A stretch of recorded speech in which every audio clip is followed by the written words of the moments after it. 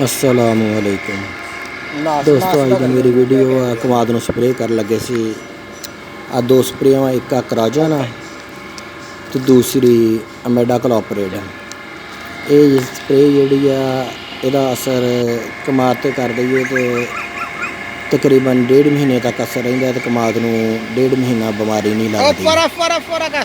तो ये जी आ इस जहर की यही खसूसियत है कि ये पत्तियां जज़ब हो जाती है तो पौधा जोड़ा है पत्तियां तो लग के तो तने तक जहर आलूद हो जाता है तो फिर जिहदी वजह तो बीमारी नहीं लगती। तो आ देखो एक कमाद में सिर्फ DAP पाई आ, होर यूरिया का हाले तक इस्तेमाल नहीं की।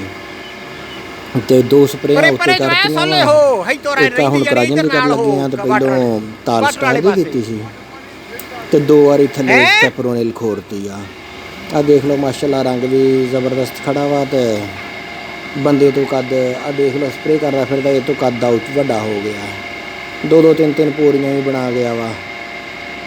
ये कमाद नूं इहदी जिहड़ा इहनूं बीमारी तो बचाई रखे तो फिर एक आपदा गन्ना पूरा कर जाता है तो औसत बहुत दिंदा है।